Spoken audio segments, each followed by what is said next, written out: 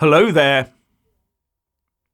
The likes of Klaus Schwab, Bill Gates and Tony Blair must be rubbing their hands with glee, not because Labour won yesterday, but because the fake democracy of our uni-party system was victorious. Now we'll get even more net zero and more immigration.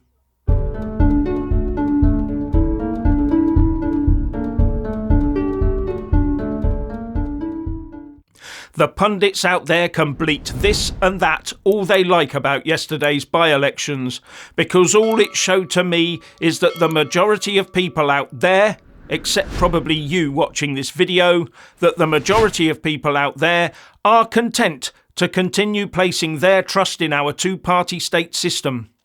In both by-elections, the two-party state was at the top. In Kingswood, Labour and Tory combined got 79.8% of the vote, and in Wellingborough it was 70.5% of the vote. The two-party state uni-party system is still firmly in top spot. And I call it a uni-party system because we have the two major political parties pushing for the exact same policies, aided and abetted by the Lib Dems and the Greens. Ever more net zero. Ever more immigration, ever higher taxes, ever more rule from external bodies such as the United Nations, the World Health Organization, the World Economic Forum and the ECHR. Oh, and don't forget that the remaining rejoiners that make up most of the uni-party establishment have not yet given up their hopeless quest of reversing Brexit and shoehorning the UK back into the European Union. These by-elections also show that labelling the Labour Party as anti-Semitic has done them little, if any, harm. And that is sadly telling.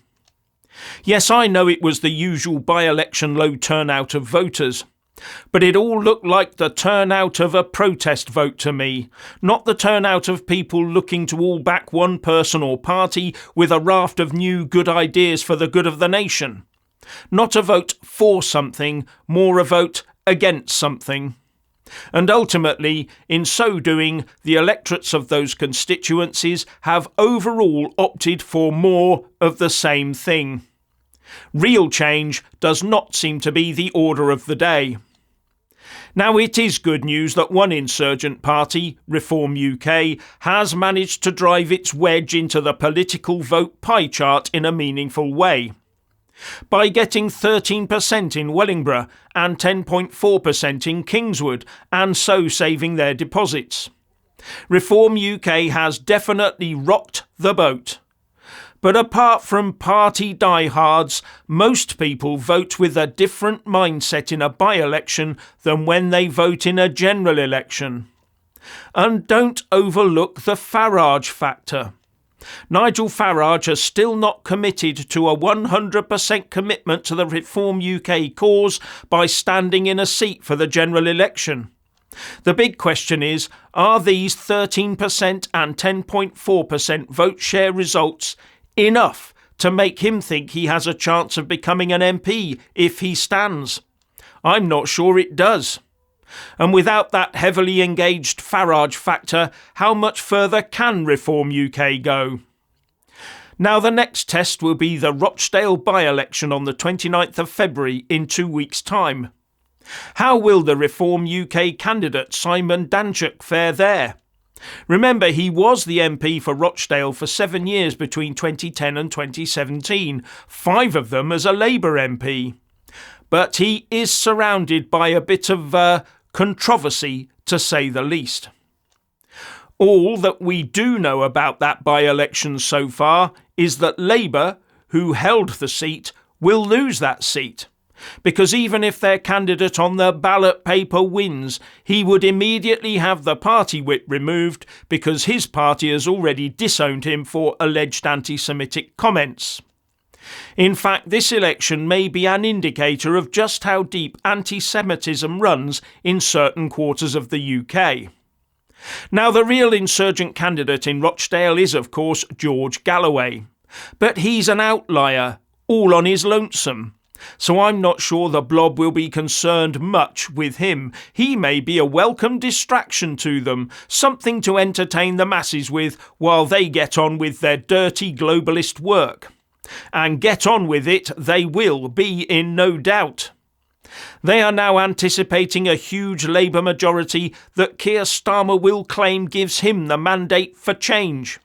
You know, huge upscaling of face recognition, rubber stamping all and sundry into the country, and paying the French even more to not stop the boats, doubling down on the farmers' woes of rewilding, tree planting, and oodles more red tape.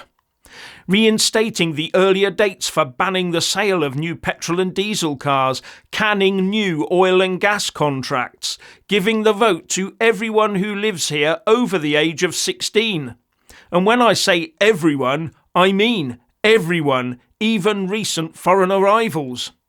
He'll be cozying up to the EU, with his first move being to commence EU-UK military integration, no doubt. And on that one, there is already hopeful talk from within the EU that the UK will be handing the keys of our nuclear deterrent over to them, so it can become part of a wider EU defence scheme in tandem with the French system.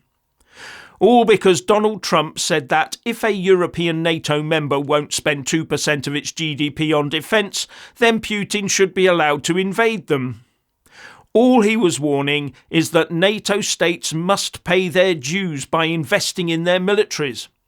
All they have to do is spend that 2% on defence and it'll all be fine with the US and NATO. Anyway, I do also have to wonder what Starmer's timescale for the new central bank digital currency is. And as for the WHO pandemic treaty, if the Tories haven't already signed up to it, Starmer definitely will. And all the while, Starmer will be jetting between London and Davos, ferrying his WEF orders back. You get the picture. And no, this isn't a plea to go and vote Tory to stop Labour, because the Tories have proven they are nearly as bad as Labour. It's just that under the Tories it will take a couple of years longer to get there. At the end of the day, it looks like the next general election will produce another uni-party establishment victory. The UK civil service government will have won again. It occurs to me that the people of the UK wanted Brexit, but now they're just choosing which of the red and blue uni-party politicians they want to run Brexit UK. And just think about it. For many people, politics is made so much simpler when you just choose between two parties, red or blue. Vote red when either blue cocks up or red does well, and vote blue when red cocks up or blue does well. That's about it. I would surmise that many people do see it in those simple terms. That old mantra of, it's time to give the other lot a go. That might all well be fine and dandy in theory, but it unravels completely when both parties have moved to the left of centre ground and believe in the same things, which is exactly where we are now. And when those things they believe in are not in the interests of the ordinary voters and taxpayers that give them the power and the money to enact them, but in the interests of a disconnected self-proclaimed elite, then we have a problem. A serious problem. The levers of power within our political system must once again lie in the hands of UK-loving patriots with a firm belief in their own country and its right to follow its own path. Not as now in the hands of a distant minority that wishes to see the UK destroyed and reformed as a soulless new international communist state, where voting has little or no effect on the direction of travel of the country. We cannot possibly ever allow a situation to develop which the ballot box alone cannot change, because that way lies revolution and civil war. But the powers that be do seem to be following that exact path.